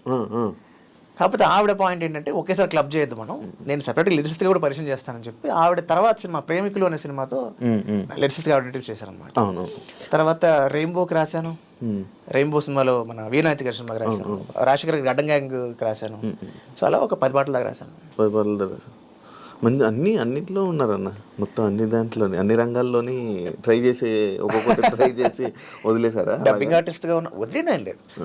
అంటే మనకు అవకాశం రావాలే కానీ ఇప్పుడు నేను పాటలు రాస్తాను తెలిసిన వాళ్ళు అడుగుతాను నన్ను. నా సర్కిల్లోనే నేను పాటలు రాస్తాను తెలిసిన వాళ్ళు ఇప్పుడు నేను సినిమా చేసినప్పుడు వాళ్ళు రిఫరెన్స్ ఇస్తారు. ఫర్ ఎగ్జాంపుల్ అవసరం శ్రీనివాస్ గారు ఉన్నారు, నాకు చాలా మంచి మిత్రుడు, చాలా మంచి మనిషి స్వతహాగానే, నాకు చాలా ఇష్టం, ఆయన అంటే ఇష్టం, ఆయన కూడా నేను రాసే పాటలు అంటే ఇష్టం. మన సత్యనారాయణ ఇష్టం, రాజేష్ బాబు చాలా ఇష్టం నా పాటలు, ఎంతమందికి రిఫర్ చేశాడు. నేను పాటలు బాగా ఫాస్ట్గా రాస్తానని నా మీద నాకు లేని నమ్మకం ఆయన నా మీద ఉంది. రీసెంట్గా ఏం రాశారు సత్యరాజేష్కి మూవీ? అది రీసెంట్గా ఇంకో సినిమా కూడా వచ్చింది ఈ మధ్య. అవును, ఇప్పుడు వస్తున్నట్టుంది కదా, వస్తున్నట్టుంది. దానికి రాలేదు కానీ అంతకుముందర స్టార్ మేకర్ అని సినిమా మణిశర్మ గారు మ్యూజిక్ డైరెక్టర్, దానికి రాయించాడు ఎన్నో సందర్భాలు. గడ్డం గ్యాంగ్ కూడా రాజబాబు రెఫరెన్సే. గడ్డం గ్యాంగ్ అయితే అసలు మరీ ఆశ్చర్యం. నేను అప్పటికి ఈ సిఎస్ ప్రిపరేషన్లో ఉన్నా, కాదు సిఏ ఫ్యాకల్టీగా ప్రిపరేషన్లో ఉన్నాను. ఫ్యాకల్టీగా మామూలుగా స్టూడెంట్గా చదవడమే చాలా కష్టం, ఒకళ్ళు టీచ్ చేయాలంటే ఇంకెంత కష్టం అది. చాలా అంత దాంట్లో ఉన్నా. సడన్గా ఒకరోజు ఫోన్ చేశాడు, బావ ఎక్కడున్నారా? ఇంట్లో ఉన్నా బావ. సరే నేను ట్యూన్ పంపిస్తాను, పాట పంపించాను. బావ ఏం మాట్లాడుతున్నా అర్థం ఉందా, అసలు ఏం చేస్తున్నావు అని అడిగావు నువ్వు కనీసం? నేను పనిలో ఉన్నాను, ఒకలే పాట పంపించాను. బావా నేను చాలా సీరియస్ వర్క్లో ఉన్నాను, నా మూడ్ ఇప్పుడు ఎక్కడ లేదు, నా బుర్ర ఎక్కడ లేదు, దయచేసి ఇప్పుడు నన్ను వద్దు, ఇబ్బంది పెట్టకు. సరే ఓ పని, ఇంట్లో ఉన్నావు కదా, ఒక అరగంటలో వస్తావు కదా ఫిల్మ్ దగ్గరికి, దీనికి నువ్వు రా చెప్తా అన్నాడు. ఎక్కడికి బా, నేను లొకేషన్ పంపిస్తాను అక్కడ వచ్చాయి అన్నాడు. లొకేషన్ పెట్టి వెళ్తే రాజశేఖర్ గారు ఇల్లు, జీవిత గారు కూర్చున్నారు. ఏంటి అది ఇచ్చాను, పాటలు రాస్తావు, నాకు తెలియదు, ఆయన చెప్తే తెలిసింది. ఊరిని దుంపదాకా ఇక్కడికి పిలిచేవేంటి స్వామి, నువ్వు నన్ను ఎందుకు పిలిచావు? ఏంటి ఆయన సత్యనారాయణ చెప్తున్నారు, నువ్వు బాగా రాస్తావంట కదా. అమ్మా అదేం లేదమ్మా, ఏదో బాగా అభిమానం అంతే. అలాగంటాడు మేడం, అయ్యాలి బాగా రాస్తారు అని చెప్పి, సరే ఒక పాట కావాలి నాకు అంటే, బాగా మేడం అది నేను కొంచెం ప్రిపేర్, నువ్వు ఎక్స్ట్రా మాట్లాడుకు ఉండవు, ఆవిడ చెప్పేది విను ఫస్ట్, మీరు సిచ్యువేషన్ చెప్పండి. సిచ్యువేషన్ చెప్పింది ఆవిడ. చెప్పిన తర్వాత ఇదిగో ట్యూన్ అది ఇచ్చా, నువ్వు ఎప్పుడు వీలైతే అప్పుడు నాకు ఒక 1 వీక్లో అంటే, మేడం నేను ప్రామిస్ చేయలేను, ఏమనుకోద్దు, నేను వేరే స్పేస్లో ఉన్నాను, వేరే జోన్లో ఉన్నాను, పైగా ఇది కామెడీ సాంగ్ అంటున్నారు అది, సో నేను ట్రై చేస్తాను మేడం, ఏమనుకోవద్దు. అలాగే అమ్మా, సరే అన్నయ్య బాగున్నారు, రాజశేఖర్ గారు బాగున్నారు, అయిపోయింది. పిల్లలు కనిపించారు. నేను అప్పుడు డీడీ కాలనీ ఉండేవాళ్ళం. సో మాకు అరగంట పట్టేది ఫిల్మ్ నుంచి డీడీ కాలనీకి వెళ్ళిన. సీడీ తీసుకుని కార్లో పెడితే, నేను ఎగ్జాక్ట్ ఇచ్చాను ఆనెస్ట్గా చెప్తాను, కార్ ఎక్కి కార్ దిగడానికి అరగంట పట్టింది నాకు. అరగంటలో పాట అయిపోయింది. పాట రాసేది అయిపోయింది పాట. ఆవిడకి వెంటనే ఫోన్ చేసి రాసి పంపిస్తే ఒక్క అక్షరం కరెక్షన్ లేదు. వెంటనే రాజ్బాబుకి ఫోన్ చేస్తే, బావాలు అయిపోయి నేను చెప్పాను, నువ్వు రాస్తావు, నీకు నాకు లేని నమ్మకం, నీకేంటి బాబా అసలు ఇది అంటే, అంత ప్రేమిస్తాడు మనిషి. సో అదొక మెమరబుల్ ఇన్సిడెంట్ అనమాట నాకు.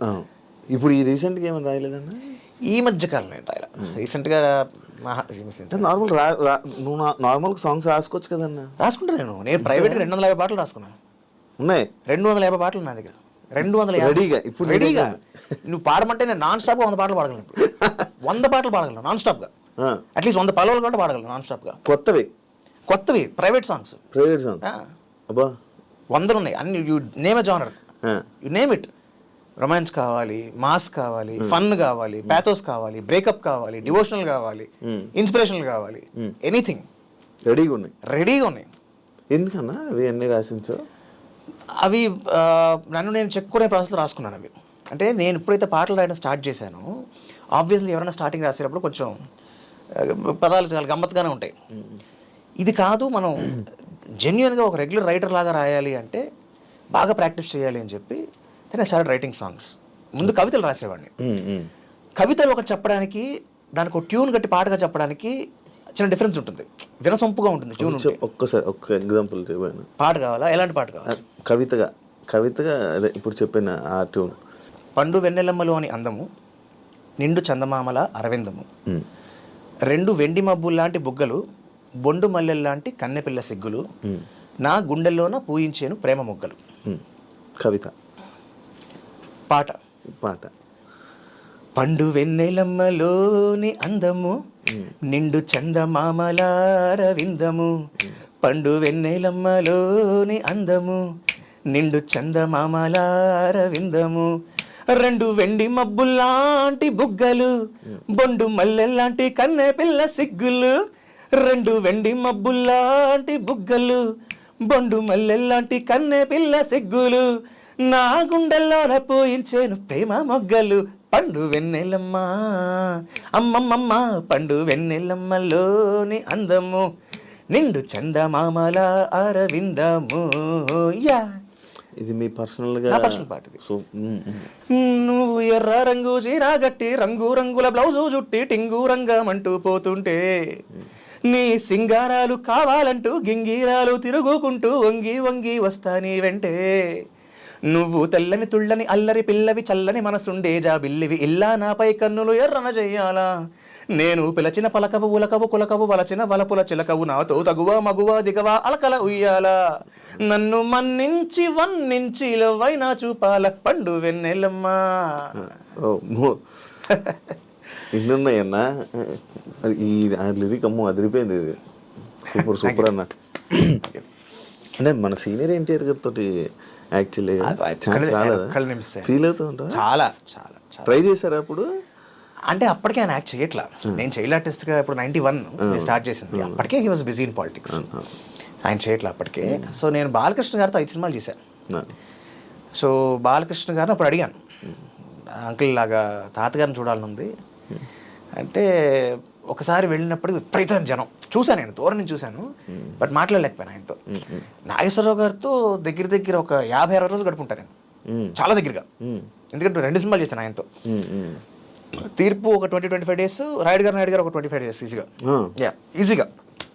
So I had spend lot of time with him. అంటే నాకు ఆయన ఒక ఆరాధ్య దైవం, నాగేశ్వరరావు, రకనే నాగేశ్వరరావు గారు. సో అలా కానీ రామారావు గారితో మిస్ అయ్యాను. ఆయన మిస్ అయినప్పుడు బాలకృష్ణ గారిని అడిగి ఒకసారి చూశాను దూరం నుంచి. మా మెడ్రాస్లో మా ఇల్లు రామారావు గారు చాలా దగ్గర, ఒకటే సందు, ఆయన ఇంటికి 2 ఇళ్ళు అవతల మా ఇల్లు. సో ఒకసారి వెళ్ళినప్పుడు జనం చాలా ఎక్కువ ఉన్నారు. ఇలా కాదన్నా నేను పర్సనల్గా పిలుస్తాను, నాన్నగారు ఫ్రీగా ఉన్నప్పుడు అని చెప్పారు. అన్ఫార్చునేట్లీ ఆయన చెప్పిన కొన్నాళ్ళకి పెద్ద ఆయన కాలం చేశారు. సో ఆయన అస్థికలు పెడితే చూడడానికి వెళ్ళాను అనమాట. అప్పుడు నన్ను పట్టుకుని హక్ చేసుకుని, సారీ రా ముదురు, మాట తప్పాను రా, నాన్నగారిని చూపించలేకపోయాను నీకు, పర్లేదు అంటే. ఇప్పుడు బాలకృష్ణ గారితో రిలేషన్ బాగుందా? అంటే రెగ్యులర్ కలవగానే, బట్ ఎప్పుడు కలిసినా ఈజ్ ఆల్వేస్ ఆన్. మొన్న ఈ రీసెంట్గా అఖండ 2లో కలిసాను షూటింగ్లో. అన్నపూర్ణకి వెళ్తే డబ్బింగ్ చెప్పడానికి వెళ్తే అఖండ 2 అవుతుంది తెలిసింది. సరే ఒకసారి ఆయన పలకరిద్దామని వెళ్ళా. ఆయనలో గొప్ప క్వాలిటీ ఏంటంటే రూట్స్ మర్చిపోరు ఎప్పుడు ఆయన. ఎప్పుడు నేను కలిసిన హీఈస్ ఆల్వేస్ ఫస్ట్ పక్క వాళ్ళకి ఏం పరిచయం చేస్తారు తెలుసా? పక్కనే అవ్వది బాలకృష్ణ పక్కన కూర్చుంటారు కదా, మా మాస్టర్ మనోడు మా తాతగారికి ఆయన స్టూడెంట్, లిటిల్ ఫ్లవర్ హై స్కూల్లో అనమాట. అదే ఆయనకు గుర్తు. సరే ఎప్పుడు గుర్తు, ఎప్పుడు ఒకసారి ఎప్పుడు మా మాస్టర్ మనోడు అని చెప్తూ, sir I'm so glad sir, మీకు ఇంకా గుర్తు. హై ఎలా మర్చిపోతావా, మీ ఇంటికి పొద్దున్నే ఎర్లీ మార్నింగ్ సైకిల్ వేసుకు వచ్చేవాడు ట్యూషన్కి. నేను పొద్దున్నే రామారావు గారు అప్పటికి ఆల్వేస్ సూపర్ స్టార్, కానీ బాలకృష్ణ గారు సైకిల్ మీద వచ్చారు, ఆయన కార్లో వచ్చేవారు కాదు, సైకిల్ మీద వచ్చారు బాలకృష్ణ గారు. ఎర్లీ మార్నింగ్ 5 o'clock వచ్చారు, వచ్చి ట్యూషన్ ప్లస్ మళ్ళీ స్కూల్ అన్ని గుర్తు చేసుకొని మాట్లాడతారు ఆయన. ఎంత మర్యాద. ఆడ బంగారు అప్పుడు షూటింగ్ అప్పుడైతే అమ్మ ఇలా పరిచయం చేసుకోవడానికి వెళ్ళింది. ఇలాగా ఆయన కూర్చున్నారు, నమస్కారం అండి, నేను ఇలాగా మూర్తి గారి కోడలనండి. ఏ మూర్తి గారమ్మా? వైవి మూర్తి గారు. టక్కన లేచి నుంచున్నాడు. మాస్టర్ కోడలే కూర్చోబెట్టరా? అయ్యో పర్వాలేదు పెద్దవారు కూర్చోండి, ఊరుకోండమ్మా మా మాస్టర్ కోడలు మీరు కూర్చో. ఆయన కుర్చీ వేయించేవారు కానీ కూర్చోలేదు ఆయన. ఎంత మర్యాద ఆయనకి, ఆడవాళ్ళన్నా టీచర్లన్నా. సో అలాగనమాట ఆయన. నాకు మొన్న కూడా ఆయన చెప్తుంటే నాకు రూట్స్ ఎంత బాగా గుర్తుపెట్టినాడు ఆయన. కాదండి, మరి సోషల్ మీడియాలో అప్పుడప్పుడు బాలయ్య గారి మీద రోజు వచ్చేది కోపం వస్తుందా? ఎవరికి ఉండదు కోపం, నీకు ఉండదా నాకు ఉండదా. పెద్ద ఆయన కాబట్టి ఆయన కోపం ఎక్కువసార్లు బయటపడుతుంది, నీది నాది బయటపడదు. శ్రీదేవి గారితో నటించాలని మంచి మీకు ఉండేదంట? చాలా ఉండేది. ఎప్పుడు కోరిక అంటే చాలా కోరిక ఉండేది నాకు. అంటే ఫర్ 2 reasons. ఒకటి, నాకు ఆవిడ చైల్డ్ ఆర్టిస్ట్గా సినిమా కూడా చాలా ఇష్టం. సో ఒక చైల్డ్ ఆర్టిస్ట్ హీరోయిన్ అయినా, అలాంటి హీరోయిన్ మళ్ళీ ఒక టైంలో ఇండస్ట్రీలో వెళ్ళిన హీరోయిన్. సో ఆవిడ ఒక చైల్డ్ ఆర్టిస్ట్గా ఉన్న ఆవిడ అలా అయిన మనిషి వ్యక్తి ఆవిడ నటి. సో అలాంటి ఒక యాక్టర్తో వర్క్ చేయాలని, అఫ్కోర్స్ స్వతహాగా కూడా ఆవిడ యాక్టింగ్ స్కిల్స్ కూడా చాలా ఇష్టం నాకు. సో అందుకని అనుకున్నాను. బట్ ఎలాగైతే పెద్ద ఆయన మిస్ అయ్యానో ఆవిడ కూడా కలవలేకపోయినప్పుడు నేను ఆవిడని ఒక దూరం నుంచి చూశాను. అంతే, కలవలే ఆవిడ కూడా కలవలేదు, కూడా దూరం చూసాను ఒకసారి. భానుప్రియ గారితో కూడా మీరు నటించలేదు కానీ కలిసాను. కవిత ఏదో రాశారని. అవును, అంటే ఇప్పుడు నేను ఇందాక అడిగా కదా, పాటలు రాస్తారు కదా, నేను రాయడానికి పాటకి ప్రతిదానికి ఒక ఇన్స్పిరేషన్ ఉంటుంది. ఇందాక నువ్వు విన్న పాట నాకు ఇన్స్పిరేషన్ ఎవరు తెలుసా? చెప్పండి, నిజంగా చెప్పండి. మీరా జాస్మిన్. సీరియస్లీ, మీరా జాస్మిన్. అది ఏ సినిమా, గుడుంబా శంకర్ సినిమాలో పాట వస్తుంది టీవీలో. ఇది చిట్టి నడుమునే చూస్తున్న పాట వస్తుంది. సడన్గా వాల్యూమ్ పోయింది, సడన్గా మ్యూట్ అయిపోయింది. ఏమైంది అర్థం కాల. రిమోట్ కొడుతున్నాను రావట్లా, టీవీ డబ్బా టీవీ, ఇది ఇప్పుడు మాట ఈ టీవీని కొడుతున్నాను, సౌండ్ రావట్లేదు. ఏమైంది రా, ఆఫ్ చేసి ఆన్ చేస్తున్నాను, టీవీలో పాట చేస్తుంది, పాట అయిపోతుంది. సరే ఆమె చూస్తుంటే సౌండ్ లేకపోతే లేకపోతే నేను చూసేద్దాం కాసేపు ఇవిడిని అని చూస్తూ ఉంటే నాకు ఇన్స్పిరేషన్ వచ్చింది, పాట రాద్దాం ఇవిడి మీద అని. అలాగా తెలిపి సో మెనీ సందర్భాలు. ఒకసారి బాధలో అనిపిస్తుంది, ఒకసారి ఎవరినో చూసినప్పుడు బాధేసి అనిపిస్తుంది, ఒకసారి ఒక రైలు ప్రయాణంలో అనిపిస్తుంది. సో అలాగా రకరకాల సందర్భాల్లో సిచ్యువేషన్ బట్టి సందర్భాన్ని బట్టి మనం అలా ఇన్స్పైర్ అవుతూ ఉంటాం కదా, అప్పుడు రాయాలనిపిస్తుంది. అలాగే భానుప్రియ గారిని కలవడమే నాకు ఒక మ్యాజికల్ మూమెంట్. నేను మన రామానాయుడు షోలో డబ్బింగ్ చెప్పడం కోసం వెళ్తున్నా. మామూలుగా మన డబ్బింగ్ షోలో బయట లైట్లు ఉంటాయి, బల్బులు ఉంటాయి. టేక్ అవుతుంటే ఆ బల్బ్ ఆన్లో ఉంటుంది. అది ఒక పింక్ కలర్ బల్బ్ జనరల్గా మనకు పెట్టేది. బల్బ్ ఆఫ్లో ఉంది. డబ్బింగ్ పిలిచారు కదా అని యూజువల్గా మనకి మేనేజర్లు లేకపోతే కోఆర్డినేటర్లు ఎవరో ఒకరు ఉంటారు. ఏంటి ఎవరు కనబడట్లేదు ఇక్కడ అని చూస్తున్నాను. నన్ను పిలిచారు, ఎవరు కనబడట్లేదు, ఏంటిది సరే లోపల చూద్దాం ఎవరున్నారేమో. నేను టక్కని ఓపెన్ చేశాను, నాకు తెలియదు అప్పుడు భానుప్రియ గారు డబ్బింగ్ చెప్తున్నారు లోపల. ఆ బల్బ్ పని చేయట్లేదంట, అందుకే టేక్ లైట్ ఆన్ అవ్వలేదు. సో అది నాకెందుకు మంచిదని చూడు, ఆవిడ చూడగలిగాను. లైట్ ఆన్లో ఉంటే ఎవరో డబ్బింగ్ చెప్తున్నారు అని వెళ్ళేవాళ్ళం కాదు, నేను ఎవరికో ఫోన్ చేసామని కదా. ఆమె ఫుల్ చిమ్మ చీకటి, పోడియం దగ్గర టేబుల్ ల్యాంప్ వేసి ఆ డైలాగ్ సీన్ పేపర్ మీద బౌన్స్ అయిన లైట్తో ఒక చందమామ కనిపిస్తుంది నాకు. భానుప్రియ గారు ఒక క్షణం అలా బ్లాంక్ అయిపోయి ఉన్నాను నేను. బ్లాంక్ అంటే చాలా చిన్న పిల్ల వాయిస్ వాడిని, ఎవరు సారీ అనలేకపోతున్నా నేను.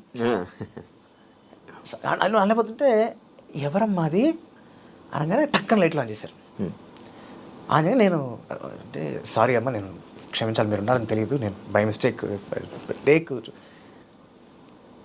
ఆదిత్య అమ్మ, బాలాదిత్య కదా? అవునమ్మా. బాగా చేస్తావయ్యా నువ్వు, చాలా బాగా యాక్ట్ చేస్తావు. నేను భానుప్రియ గారు నన్ను చూసి నన్ను మెచ్చుకుంటూ బాగా చేస్తావని చెప్పడం ఏంటి? అది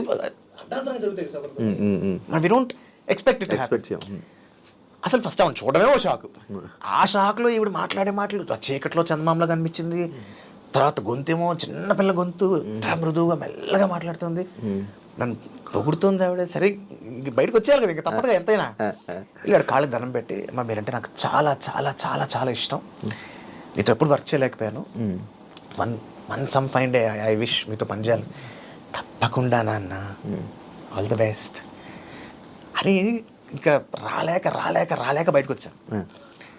ఆ వచ్చిన రోజు రాత్రి నిద్రపోతుంటే ఆ కళ్ళలోకి ఆవిడ కనిపించింది మళ్ళీ నాకు. ఆ కళ్ళు, ఆ ఫేస్, నాకు ఆవిడ డ్యాన్స్ చాలా ఇష్టం, ఆవిడ ఐస్ చాలా ఇష్టం. సో కళ్ళలోకి వచ్చి నాకు టక్కన లేచి కూర్చుని, ఏంటి అసలు November 7th ఆ డేట్ కూడా గుర్తుంది నాకు. లేచి కూర్చుని అప్పుడు రాసుకున్నాను, కన్నానులే తనను కన్నానులే, కనులార ఆ కనులు కన్నానులే, కలలోన ఆ కళను కన్నానులే, ఎన్నాళ్ళకి కళ్ళార చూసేటి భాగ్యానికి, నోచుకున్నా నేను ఈనాటికి మరువలేని స్మృతిని ముమ్మాటికి, కనులంటే కనుల కావు అవి కలువలు, కురులంటే కురుల కృష్ణమ్మ ఝరులు. పలుకుతుంటే ఆమె తెలుగులో మాట తళుకుమంటూ రేయి వెలిగని పూట. కలనైన కనలేదు కలుగునని ఈ వరం తననొదలి వస్తుంటే ఎదకేదో కలవరం. చేశాడు ఎంతందము ఆ బ్రహ్మ అందాల అరవిందము. చూశాక ఆనందము ఎప్పుడు రానంత బ్రహ్మానందము. ఎవ్వానినైనా హవ్వారి అనిపించు నవ్వుల్లలోన మువ్వల్ని కురిపించు భానుప్రియాదేవినెంత వర్ణించినా ఆగున నాలోని కవికి ఆలోచన అని రాసుకుంది. వినిపించే ఇది చేశారా? లేదు, జేడి చక్రవర్తి గారు చెప్పారు సార్ నాతో. ఆయనతో మాటలో చెప్తే నువ్వు చెప్పావా భానుప్రియకి, ఆడికి చెప్పావా అంటే లేదు లేదు సార్ చెప్పలేదు. అది చెప్తా ఆగు సార్ వద్దు సార్, నేను లైవ్లో నాకు వద్దు సార్ అంటే కొంతమంది బాగా ఇష్టం ఉన్నప్పుడు భయం, చిన్న భయం ఉంటుంది. లేదు ఆదిత్య, చాలా సంతోషిస్తుంది ఆవిడ, ఎవరైనా అంతే కదా, హ్యాపీ ఫీల్ అవుతారు కదా అంటే సార్ లైవ్లో చెప్తాను సార్ ఎప్పుడైనా ఆవిడకి, నేను ఎప్పుడైనా లైవ్లో చెప్తాను సార్ నీ ఇష్టం. హీజ్ అగైన్ వండర్ఫుల్ పర్సన్ అండి జేడి చక్రవర్తి. ఆయన నా నుంచి ఒక మెసేజ్ వెళ్ళడం పాపం అంటే very rare, very few people అలా మెసేజ్ రిప్లై వస్తుంది నాకు. Any message, any time, any విషయం అంటే అదొక న్యూ ఇయర్ విష్ కావచ్చు, లేకపోతే నా సినిమా తాలూకు ఈవెంట్ సంబంధించిన ఇన్విటేషన్ కావచ్చు, ఎనీథింగ్. నా నుంచి ఒక మెసేజ్ వెళ్ళింది అంటే నా పేరుని అడ్రస్ చేస్తూ ఆయన నుంచి ఇంత పెద్ద మెసేజ్ వస్తుంది మళ్ళీ. He loves me so much for, I don't know why, but I have a great respect for him. ఆయన ఒకరు చాలా ఇష్టం నాకు. సూపర్. సందర్భం వచ్చింది కాబట్టి భారతీయ గారి గురించి చెప్పాల్సి వచ్చింది. కానీ బాలకృష్ణ గారితో మంచి జర్నీ ఉందనుకుంటే సమరసింహారెడ్డి ఏంటన్నా కదా? సమరసింహారెడ్డి అంటే బేసిక్లీ ఆ సినిమాని యాక్ట్ చేయడానికి బాలకృష్ణ గారి రెఫరెన్స్ అనమాట. సో బేసికల్గా నేను అప్పటికే ఆయనతో 4 సినిమాలు చేస్తున్నా. సో అది చేస్తే బాగుంటుంది ఆయన రెఫర్ చేశారట. సో అప్పుడు ఏంటంటే నేను 7th 8th ఉండగా హైదరాబాద్ వచ్చేసాం మేము. ఓకే. 7th వరకు అక్కడే ఉన్నాను నేను. ఆ రావడం ఇంకెవరికి చెప్పలా అసలు, అంటే అప్పుడు ఇంకా సెల్ ఫోన్స్ లేవు కదా. పూర్తి షిఫ్ట్ అయిపోయాం. అంటే నాన్నగారు అప్పుడు ఆర్బీఐలో జాబ్ చేసేవారు నాబాట్లో. బాపు గారిది ఈటీవీలో భాగవతం ఒక సీరియల్ వచ్చింది, దాదాపు ఒక 6-7 ఏళ్ళు వచ్చింది అది. బాపు గారు నాన్నగారిని హీరోగా పరిచయం చేశారు 1978లో స్నేహం అనే సినిమాతో. రాజేంద్ర ప్రసాద్ గారికి ఫస్ట్ పిక్చర్ అది. అవును. సో ఆ బాపు గారు ఏంటంటే ఇంకా నేను పాప చాలాసార్లు నాన్నగారిని ఆయన అడపదడప పిలుస్తూ ఉండేవారు. నాన్న ఉద్యోగరీత్యా కుదిరేది కాదు. సో శంకర్ గారు ఇక be my last call for you, మీరు ప్రతిసారి మిస్ అవుతున్నారు, మరి ఈసారి మీరు చేస్తే బాగుంటుంది, త్రోట్ క్యారెక్టర్ది బాగుంటుంది మీరు చేస్తే అని బాపు గారు ఆయన చెప్పేటప్పటికి ఇంకా నాన్నగారు జాబ్ కూడా మానేసి వచ్చాం హైదరాబాద్. ఉద్యోగం మానేశారు. వచ్చి వచ్చినప్పుడు ఏంటంటే మేము ఇంకా నేను ఎక్కడున్నానో ఏంటి ఎవ్వరికి చెప్పలా. కానీ అంటే మనకి చిన్న మాట ఉంటుంది, సినిమా ఇండస్ట్రీలో ఎవరికైనా అవసరం అని కావాలి పలానా వాళ్ళు అనుకుంటే అండమాన్లోనే పట్టుకుంటారు. అలాగే నేను ఎవరికి ఏమి చెప్పకపోయినా సరే మొత్తానికి మా లింకులు అని పట్టుకుని మొత్తానికి కామన్గా నన్ను పట్టుకుని రిఫర్ చేసి ఫోన్ చేశారు. ప్లాన్ లేదు, అది కూడా మా ఇంట్లో ఇంకా ఫోన్ లేదు అప్పటికి. మా పక్క వాళ్ళకి ఎవరికి ఉండేది, వాళ్ళ నెంబర్ కనుక్కుని వాళ్ళకి ఫోన్ చేసి మమ్మల్ని పిలిపించి ఇలాగా సార్ రిఫర్ చేశారండి, సో బాబు చేస్తే బాగుంటుంది పిల్లాడు అంటే అప్పుడు ఇంకా చేశాను అన్నమాట. రాజేంద్ర ప్రసాద్ గారితో కూడా మీకు మంచి జర్నీ అండ్ ఎక్స్పీరియన్స్ ఉందండి. ఇప్పుడు స్టిల్ మాట్లాడుతున్నారు? అయ్యో మొన్న కూడా ఏదో ఈవెంట్లో కలిసాను ఆయన్ని. ఆయన ఇప్పటికీ స్టాంప్ అని పిలుస్తారు. నార్మల్గా హెల్త్ మంచిగా చూసుకుంటారంట కదండి మీరు? దాన్ని ఒక్కడిని పెద్దగా చేసేది ఉంది, ఎవరైనా చేసేది. ఫుడ్ విషయం కానీ ఫుడ్ విషయం జాగ్రత్త పడతాను. ఫుడ్ నాన్ వెజ్ తింటారు కదా? నాన్ వెజ్ తినను, వెజిటేరియన్. ఎలా అన్న ప్రోటీన్ ఉంటాయి కదా సోర్సెస్, ఏ వెజ్లో లేవా ఏంటి ప్రోటీన్ సోర్సెస్? ఉంటాయి కానీ అది ఉంటుంది, తినాలనిపిదా ఎప్పుడు? ఎవరికైనా ఒక పాయింట్ తర్వాత ఒక స్టేజ్ దాటాక ఇప్పుడు నేనే కదా ఎవరికైనా అంతే. సో ఎక్సర్సైజ్ మినిమం ఎక్సర్సైజ్ ఉంటుంది ఇప్పుడు రెగ్యులర్గా. మనకి ఫేసే కదా బాడీయే కదా మనం కాపాడేది. అంటే యాక్చువల్లీ ఇది అడగడానికి అన్నం తక్కువ తినాలి శోభన్ బాబు గారు ఏదో. అవును కరెక్ట్, ఆయన దగ్గర నేర్చుకున్నాను ఈ విషయం ఏంటంటే లెస్ రైస్ మోర్ కర్రీ. ఆయన చాలా మనకి అంటే నాకు టక్కన మాట గుర్తొస్తుంది. రాముడు గురించి మామూలుగా వర్ణిస్తూ, రాముడు మాట్లాడితే అందం, రాముడు నడిస్తే అందం, రాముడు యుద్ధం చేస్తే అందం, రాముడు నిద్రపోతే అందం అంటారు. నిద్రపోయిన అందం ఏంటి? కానీ నిద్రపోవడంలో కూడా ఒక పద్ధతి ఉంటుంది. అడ్డదడ్డంగా పడుకోవడాలు అలాంటివి చేయకూడదు అని. అలాగా శోభన్ బాబు గారు తింటున్నప్పుడు చూసినా అందంగా ఉంటుంది. అది మన అతలో డైలాగ్ ఉంటుంది, అదేంట్రా అదేదో మొక్కకి అట్టుకట్టినట్టు పద్ధతి కొడుతున్నాడు. అలాగా పద్ధతిగా అన్నం ఇలా తినాలి అంటే నాకు అది ఎంత ఫిక్స్ అయిపోయిందంటే ఎక్కడికైనా ఎవరైనా బొఫేలో తినేప్పుడు కొంచెం చూస్తూ భయం వేస్తుంది. ఆ ప్లేట్లో ఉన్నవన్నీ పోసేసుకుని ఆ తినే విధానానికి పక్కవాడికి చాలా ఇబ్బందిగా ఉంటుంది, తెలియదు చాలా మందికి పాపం. కానీ ఆయన తినేటప్పుడు చూడాలి పద్ధతిగా కొంచెం కొంచెం కొంచెం కొంచెం చాలా లిమిటెడ్గా తినేవాడు. ఆ తినడం కూడా చాలా పద్ధతి, చాలా ఫోకస్డ్గా. ఎందుకంటే మనకి ప్రాణానికి లైఫ్ మన ఆధారానికి అదే కదా, అన్నమే కదా, దానికి అంత వాల్యూ ఇచ్చేవారు. అలాగని అది కూడా మోతాదులో చాలా లిమిటెడ్గా తినేవారు. అది ఆయన దగ్గర నేర్చుకున్న విషయం వాస్తవానికి. సూపర్. అంటే బాలాదిత్యకి సినిమా వాళ్ళు ఏమనంటే కోపం తక్కువని వస్తుంది. సినిమా వాళ్ళు ఖచ్చితంగా వస్తుంది. నేను ఒక మాట అంటాను, సినిమా వాళ్ళని అంటే అని కాదు, జనరలైజ్ చేస్తే వస్తుంది కోపం నాకు.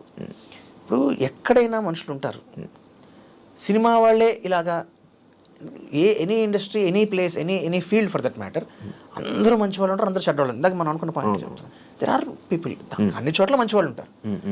ఒక విషయాన్ని జనరలైజ్ చేయకూడదు. ఇప్పుడు కొంతమంది ఉంటారు, పలానా ఊరు రీజియన్ వాళ్ళు అంతేనండి అలా చేస్తారంటారు, పలానా కాస్ట్ వాళ్ళు ఇంతేనండి అలా ఉంటారు. అది చాలా తప్పది. అలాగే సినిమా ఇండస్ట్రీ కూడా అంతే. ఓకే, ఇండస్ట్రీలో చెడ్డవాళ్ళు ఉండొచ్చు కాక, బట్ అందరూ ఒకటే ఆపాదించకూడదు. నాకు అది అన్నం పెట్టింది అబ్బా ఇండస్ట్రీ, నాకు ఐడెంటిటీ ఇచ్చింది. ఇవాళ నన్ను ఇంటర్వ్యూ ఎందుకు తీసుకుంటున్నావు, నాకు ఐడెంటిటీ ఇచ్చిన సినిమాయే కదా. సో ఆబ్వియస్లీ సినిమా ఇండస్ట్రీని కానీ సినిమా అనే వృత్తిని కానీ ఎవరన్నా అంటే నాకు నిజంగా చాలా కోపం వస్తుంది. కానీ మరి ఇండస్ట్రీ అంటేనే బ్యాడ్ అని అనుకుంటుంటారు జనాలు. అంటే మా అబ్బాయి అప్పుడు పెళ్ళి లైక్ నార్మల్గా అడుగుతున్నాను, ఇండస్ట్రీలో ఉన్నారు అబ్బాయి ఇందులో చేస్తున్నట్టు పెళ్ళిళ్ళకి నాకు 10 పెళ్లి చూపులు అయినా, నాకు నిజం చెప్తున్నా 10 పెళ్లి చూపులు. ఆ 10 కూడా దాంట్లో ఓకే అవడానికి చాలా టైం పట్టింది. అంటే మీకు అలా అప్పట్లోనే అలా ఉందంటే ఇప్పుడు ఇంకెలా ఉంటుంది? ఇది ఎప్పుడు ఉంది ఈ మాట నాకు నాగేశ్వరరావు కూడా చెప్పారు. నాగేశ్వరరావు స్వయంగా నాతో చెప్పిన మాట ఇది. ఎందుకు? సినిమా వాళ్ళు కాబట్టి పెళ్ళి అంటే కష్టం అండి, నాకు కూడా ఇబ్బంది అయిందని చెప్పాడు ఆయన. ఎందుకు? అదొక అదంటే జనరల్గా సినిమా వాళ్ళు ఏంటంటే ఓ పట్టాను ఒక అమ్మాయితో ఉండరు, అందరూ ఒకటే అనుకుంటారు. అదే తప్పు అంటున్నా, అదే తప్పు. ఇన్ఫ్యాక్ట్ నాకు మా వైఫ్ ఇదే క్వశ్చన్ అడిగాను నేను. నేను ఎదురు అడిగా, ఏంటి కాదండి సినిమా యాక్టర్ని చేసుకోవాలంటే అందరూ భయపడతారు కదా, మీకేమీ ఆ భయం లేదా అంటే తను ఇచ్చిన ఆన్సరే మా పెళ్ళికి కారణమైంది. తను ఏమందంటే, ఏమండి ఇప్పుడు నేను ఒక సాఫ్ట్వేర్ ఇండస్ట్రీలో ఉన్నాను, మా మదర్ ఒక టీచర్, మా నాన్నగారు ఒక లాయరు, మా తమ్ముడు ఒక స్టూడెంట్. మా నలుగురు సర్కిల్స్లో సినిమా వాళ్ళు లేరు, కానీ మా నలుగురు సర్కిల్స్లోనూ పెళ్లి చేసుకుని వైఫ్ని మోసం చేసిన హస్బెండ్ మోసం చేసిన వైఫ్ ఉన్నారు. వాళ్ళు ఎవరు సినిమా వాళ్ళు కాదు. So it all depends upon the person but not the profession. మంచి స్టేట్మెంట్ అసలు. Anything it's depend on a person, it can't depend upon a profession or on a reason or a work or community or whatever. అన్ని చోట్ల అన్ని రకాల వాళ్ళు ఉంటారు. దాన్ని వీళ్ళింతే అని ఆపాదించేసి అది తప్పు.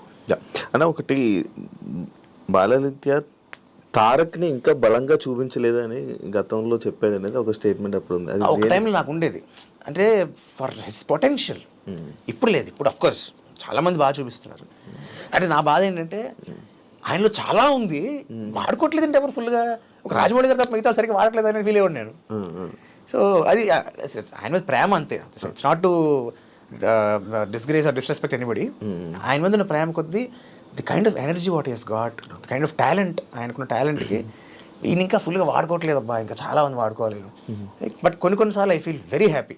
కొన్ని సినిమాలు ఫర్ ఎగ్జాంపుల్ టెంపర్లో కానీ అయితే ఆర్ఆర్ఆర్లో కానీ ఆయన చూసినప్పుడు మయా కొంచెం మనసుకి ఆనందంగా ఉంటుంది. డ్యాన్స్ అన్నా కూడా మంచి ఎనర్జీ, అసలు ఆయన ఎనర్జీని ఎవరు మ్యాచ్ చేయలేరు అని చెప్పి అంటుంటారు. Extraordinary dance that I think because ఆయన క్లాసికల్ రావడం వల్ల ఉంటుంది. ఓకే, వర్క్ చేశారా ఇంకా? బాలరామాయణంలో చేశాను, బాలరామాయణం చేశాను. కాకపోతే మా కాంబినేషన్ లేదు, షూటింగ్ అప్పుడు కలిసాను. ఓకే, తప్ప మా కాంబినేషన్ లేదు. Okay okay okay. కంబ్యాక్ ఎప్పుడు బాలాదిత్యది మళ్ళీ ఈ రీసెంట్ ఎప్పుడు చూడొచ్చు? I'm waiting. నాకు మంచి పడితే నాకేంటి ఆలస్యం. ఇప్పుడు సినిమా ఏ సినిమా అయినా చేస్తావా అన్నా చూసుకుంటావా నువ్వు క్యారెక్టర్ని? ఖచ్చితంగా క్యారెక్టర్ చూసుకుంటాను. అంటే నేను లెంత్ ఎంత ఉంది, ఎన్ని పాటలు ఉన్నాయి ఇవి చూసుకోను. కథలో నా ప్రాముఖ్యత ఏంటి, what is the weight I have in the అంతే. It's not about the length or thing, depth చూసుకుంటా. కథలో కథాబలం ఎంత ఉంది, అందులో నా పాత్ర యొక్క ప్రాముఖ్యత ఎంత ఉంది, ఓకే, అవి చూసుకుంటా, ఖచ్చితంగా చూసుకుంటా. తప్ప నేను హీరోగానే చేయాలి, నేను హీరో అయితేనే చేస్తాను. ఇన్ఫాక్ట్ చాలామందికి ఇప్పటికీ, నేను మొన్న కూడా రీసెంట్గా ఎవరో అన్నారు, నేను అంటే మీరు హీరో తప్ప చేయట్లేదు కదా సార్. ఎవరు చెప్పారండి? పొలిమేరలో నేను హీరో కాదు కదా. మనం ఏం మాట్లాడుకోకపోయినా బయట వేరే మన ఇష్టం వాళ్ళకి. నేను ఒక 3 ఏళ్ళు గ్యాప్ తీసుకున్నా కదా, అసలు బాలయ్య సినిమాలు మానేశాడు, మానేసిన పిలవట్లేదు ఎవరు. నేను మానేసాడు స్వామి. నేను నా చదువు కోసం నేను ఏదో బ్రేక్ తీసుకున్నాను, వచ్చాను. నాకు తెలిసి దగ్గర ఒక 70 మందికి చెప్పా, కమ్యూనికేట్ చేశా, సార్ నేను ఇలా వచ్చేసాను, నేను మధ్యలో కొన్నాళ్ళు లేను, నిజమే బాంబే వెళ్ళాను, వాస్తవమే. నేను అమెరికా వెళ్ళిపోయాను, సింగపూర్ వెళ్ళిపోయాను, అక్కడ సెటిల్ అయిపోయాను, అసలు చేయట్లేదు. ఆబ్వియస్లీ మాట్లాడుకున్న వాళ్ళు మాట్లాడుకుంటారు, బట్ నేను చేసే ప్రయత్నం నేను చేశాను. ఒక పాయింట్ దాటి వెళ్ళలేం కదా శివ. అంతవరకు చెప్ప సార్ నేను వచ్చాను చెప్పగలను తప్ప, మరీ I cannot keep on troubling people. And so obviously ఏ విధంగా ఒకటి మాత్రం నిజం ఏంటంటే, ఎవరు కూడా డిస్రెస్పెక్ట్ఫుల్గా మాట్లాడలే, చాలా చాలా మర్యాదగా, సార్ మీకు తెలుసు మాకు, తప్పకుండా ఏమైనా ఎనీథింగ్ మంచిది ఏమైనా ఉంటే తప్పకుండా చెప్తాం అన్న, ఇదైనా మాట్లాడతారు తప్ప నోబడీ స్పోక్ ఎవర్ ఆర్డ్గా ఎప్పుడు కానీ డిస్రెస్పెక్ట్ఫుల్గా కానీ ఎప్పుడు ఎవరు మాట్లాడలేదు. అని ఫినాన్షియల్గా మంచి సెట్ అయ్యేవన్నా? పర్వాలే, గాడ్స్ గ్రేస్, ఫైన్. అంత మంచిగా, అంత హ్యాపీగా. ఇంటర్వ్యూ ఇచ్చినందుకు థ్యాంక్ యూ సో మచ్ అన్న. అప్పట్లో బజ్ అవ్వలేదు మన ఇద్దరిది అప్పుడు, లైక్ ఆ టైంలో క్వశ్చన్స్ అవన్నీ తర్వాత ఫీల్ అయ్యారు అనుకుంటున్నాను నేను. ఏం పట్టు కూర్చుంటాను. Thank you so much. Personal ఎప్పుడు కూడా నేను ఐ డోంట్ నో, నువ్వు చూసావు లేదు కూడా నాకు తెలియదు, ఎవరు నీ గురించి ఎవరో కామెంట్ చేసినప్పుడు నేను పెట్టాను. నేను అదే చూసాను, నా గురించి ఎవరో ఏదో కామెంట్ పెడితే ఆ కామెంట్కి మళ్ళీ మీరు రిప్లై ఇచ్చాను, శివన్ తప్పటద్దు. నేను వెంటనే అది చూసా, అన్న నువ్వు అన్న ఇదేంటంటే షాక్ అయినా ఫస్ట్. అయ్యో మంచిగా చెప్పారు, నిజమే కదా, అది ఫస్ట్ చూడకంటే ఎందుకు ఇలా పెడతారు, ఒక రీల్ చూసి ఇలా అని చెప్పి మీరు ఆ రియాక్ట్ కామెంట్ నేను చూసాను. అది చూసాను. నేను ఊరికే ఇన్స్టాలో ఏదో తిప్పుతుంటే టక్కన వచ్చింది అనమాట, పెట్టినప్పుడు అది పాపప్ అయ్యింది, ఆ కమెంట్ ఎవరితో పాపప్ అయ్యింది. తప్పు కదా అది. ఇప్పుడు సరే బిగ్ బాస్లో అంటే తెలియదబ్బా, అది రియాలిటీ షో కాబట్టి మామూలుగా కూడా ఉంది కదా అని, సరే దెన్ అఫ్ కోర్స్ ఇలా ప్రతి వాళ్ళకి పెట్టలేను కానీ, బట్ లక్కీగా సందర్భం వచ్చింది కాబట్టి. బట్ ఎనీథింగ్ నా కంటికి ఎప్పుడైనా అనిపిస్తే, అలాంటి నిజంగా తప్పు అనిపిస్తే నేను చెప్పేస్తాను. థ్యాంక్ యూ సో మచ్ అన్న ఇంటర్వ్యూ ఇచ్చినందుకు. అండ్ మంచి మళ్ళీ కంబ్యాక్ తోటి మళ్ళీ మేము చూడాలి, మళ్ళీ ఎంటర్టైన్ చేస్తారని జనాల్ని మనస్ఫూర్తిగా కోరుకుంటున్నాను. అండ్ ఆల్ ది బెస్ట్ మీ ఇండస్ట్రీకి. Thank you so much. మళ్ళీ ఐ డ్రీమ్ పుణ్యవాణి, మీ పుణ్యవాణి, ఈ రకంగా మళ్ళీ ఆడియన్స్తో మళ్ళీ నా అనుభవాలు ఒకసారి గుర్తు చేసుకోవడం, I feel very very glad. Thank you so much. Thank you so much. చూసారు కదా ఇంటర్వ్యూ, ఇంకో గెస్ట్తో మళ్ళీ మీ ముందు కలుస్తాను.